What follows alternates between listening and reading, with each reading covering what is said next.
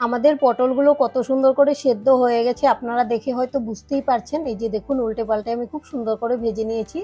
আর এই যে টিপ দিলেই ছোট হয়ে যাচ্ছে, সেদ্ধ হয়ে গিয়েছে। তাই আপনারা সিম্পল পটল ভাজা তো অনেক খেয়েছেন, কিন্তু আজকে আমরা যেভাবে পুর ভরা পটল ভাজাটা করেছি ঠিক এভাবেই বানিয়ে করে খেয়ে দেখুন। আশা করছি আপনাদের ভীষণ ভালো লাগবে আর সকলেই পছন্দ করবে এভাবে পুর ভরা পটল ভাজাটা খেলে। নমস্কার বন্ধুরা, সবার প্রথমে এখানে নিয়েছি আমি 6 পিস পটল। আর পটলগুলোকে আমি আগে থেকেই কেটে নিয়েছি। প্রথমে খোসাটাকে ফেলে দিয়েছি, মানে চেঁচে নিয়েছি। এরপর এটাকে এভাবে চিড়ে নিয়েছি। পরে সমস্ত দানাগুলো এর ভেতর থেকে বের করে নিয়েছি, এরকম শুধু খোলটাকে রেখেছি।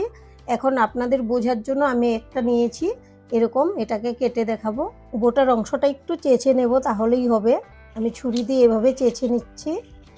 এটা কিন্তু খোসাটা ফেলে দিয়ে করা যাবে না, এভাবে চেঁচেই নিতে হবে।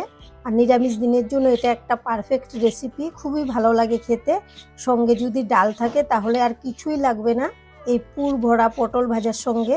আর সাইডগুলো কিন্তু কেটে ফেলে দেবেন না, তাহলে কিন্তু ভালো হবে না কাটতে গেলে।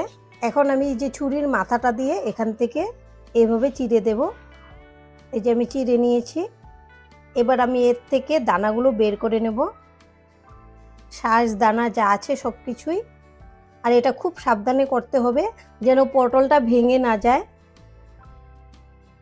আর এটা দেখতেও কিন্তু খুব সুন্দর হয় পটলটা এভাবে ভাজা করলে। আর আমরা সোজা সাপটা ভাজা তো সবসময় খেয়ে থাকি, কিন্তু এভাবে একটু কোনো সময় ভালোভাবে করলে কিন্তু ভালো লাগে খেতে।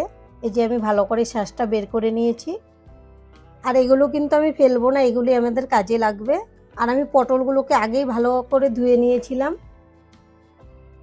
এবার আমি পটলের মধ্যে দিয়ে দেব লবণ, এবার দিয়ে দেব হলুদের গুঁড়ো,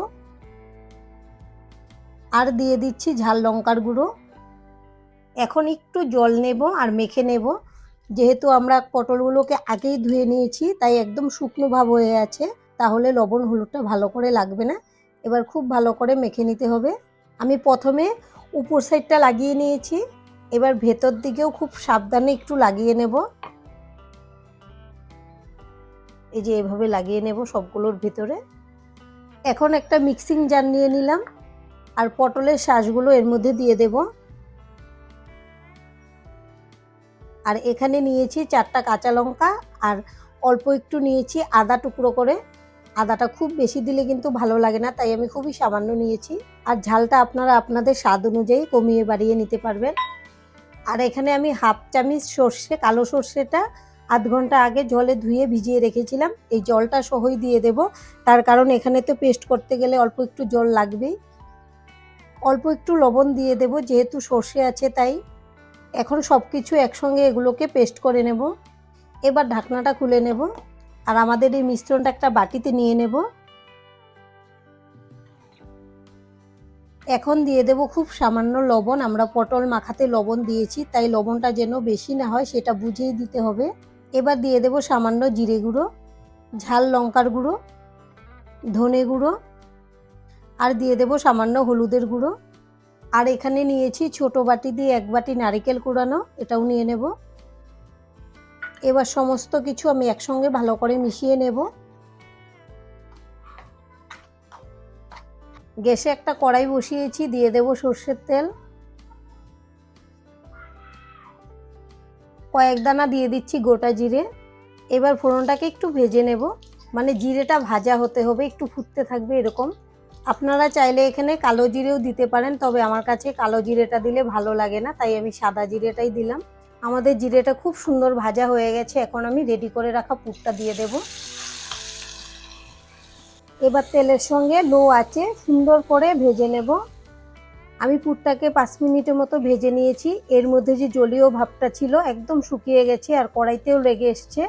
এখন আমি গ্যাসটাকে অফ করে দেব আর এই পুরটাকে ঠান্ডা করে নেব। আমি পুরটাকে একটা বাটিতে নামিয়ে ঠান্ডা করে নিয়েছি। এখন একটা পটল নেব আর লবণ মেখে রাখার জন্য পটলটা অনেকটাই সফট হয়ে গেছে, এর থেকে জলও বেরিয়েছে। এবার আমি পটলের ভেতরে পুরটা ভরে দেব। পুরটা খুব ভালো করে ভরতে হবে, যতটুকু জায়গা হবে ঠেসে ঠেসে আমি ভরে নেব। যদি আপনারা পুরটা একদম অল্প দেন তাহলে কিন্তু খেতে ভালো লাগবে না। আর সর্ষে দেওয়ার জন্য দারুণ একটা সেন্ট আসে, আর খেতেও কিন্তু পুরটা দারুণ হয়। আমরা সবসময় এই রান্নাটা করে খাই ঘরে, তাই ভাবলাম আজকে আপনাদের সঙ্গে শেয়ার করি। যতটুকু ধরেছে আমি ঠেসে ঠেসে ভরে নিয়েছি। এই যে দেখুন একটাতে ভরে নিলাম, আর এভাবেই আমি সবগুলো ভরে নেব।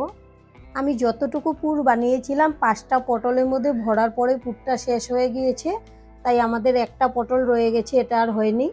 এবার গ্যাসে একটা কড়াই বসিয়েছি আর কড়াইটাকে গরম করে নেব। এখন দিয়ে দেব সর্ষের তেল। আমি পটলগুলোকে সর্ষের তেলে ভাজবো, আপনারা চাইলে সাদা তেলেও ভাজতে পারেন। এখন আমি একটা একটা করে পটলগুলো তেলের মধ্যে দিয়ে দেব। আর একটা কথা বলে রাখি আপনাদেরকে, আপনারা কেউ ভাজাটা না দেখে যাবেন না, তার কারণ আপনারা যদি বানান ঘরে, যদি ভাজাটা না দেখেন তাহলে কিন্তু ঠিকঠাক মতো হবে না। এটা কিন্তু সোজা পটল ভাজা নয়, ভাজাটাও একটু বুঝে ভাজতে হবে, তাই বলছি ভাজাটা সম্পূর্ণ দেখবেন। গ্যাসের ফ্লেমটা কিন্তু আমি লোতেই রেখেছি। কড়াইটাকে একটু এভাবে ঘুরিয়ে দেব,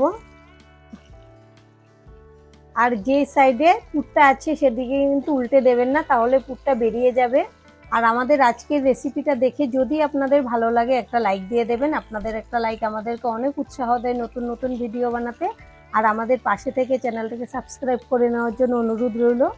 আরও 1 মিনিট পর এখন আমি একটু সাইডগুলো ঘুরিয়ে দেব।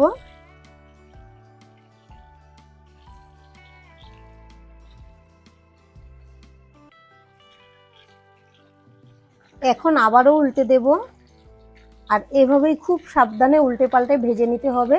আর গ্যাসের ফ্লেমটা কিন্তু লোতে রেখেই ভাজতে হবে, তাহলে কিন্তু পটলগুলো খুব ভালো করে সেদ্ধ হবে। আমাদের পটলগুলো ভাজা হয়ে গেছে, আমি সব দিক থেকে ঘুরিয়ে ফিরিয়ে সুন্দর করে ভেজে নিয়েছি। এবার আমি তুলে নেব।